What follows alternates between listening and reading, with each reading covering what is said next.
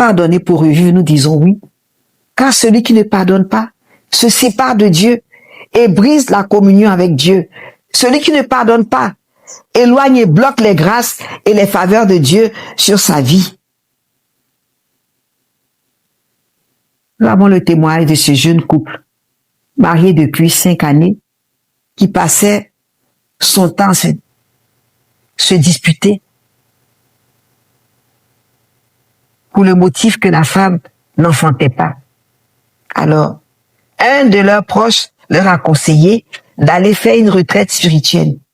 Ils ont suivi son conseil. À la sortie de la retraite, le mois qui a suivi, la jeune mariée est tombée enceinte. Elle a expliqué tout simplement qu'à cette retraite, elle et son époux ont été réconciliés. Pardon, chemin qui ouvre sur les grâces et les faveurs du Seigneur. Celui qui ne pardonne pas se détruit son entourage. Et cela peut entraîner tout le monde dans le péché et donner une prise au diable sur sa vie et l'entourage. Celui qui refuse volontairement de pardonner a un mauvais esprit dans le cœur. Il faut qu'il se confesse et prie pour que la grâce du pardon lui soit accordée. Un prêtre exorciste, Père Paul-Marie, nous a dit au cours d'un enseignement que seul le démon ne pardonne pas. Nous avons le témoignage de ce père de famille qui s'est rendu il y a quelques années de cela à une retraite spirituelle.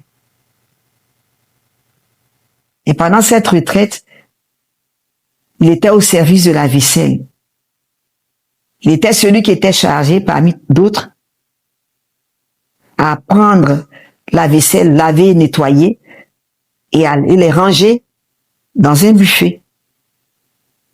Et un matin, je pense que c'était le 3e jour, lorsque ce père de famille est venu prendre les assiettes et qu'il avançait, on ne sait pas ce qui s'est passé. Il a laissé tomber toute la pile d'assiettes. Une seule assiette n'a pas été récupérée. Il tremblait de tous ses membres. Il pleurait.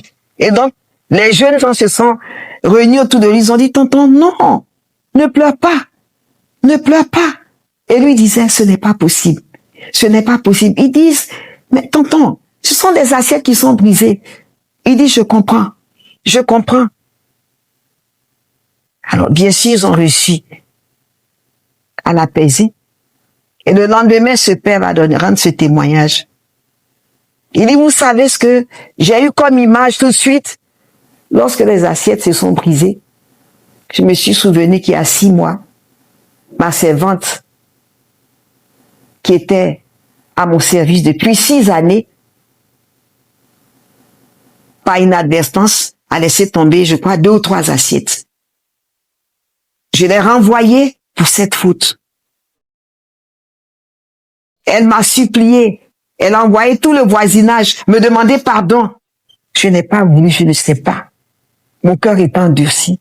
Je lui ai dit non, je te libère. Elle a même dit, tonton, si tu veux, ce mois, garde mon salaire. Mais je n'ai rien voulu savoir.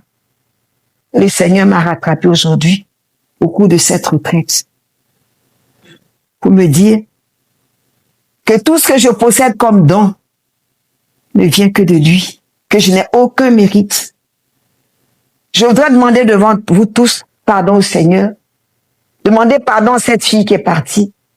Je vous demande de prier pour moi, pour que je puisse la retrouver.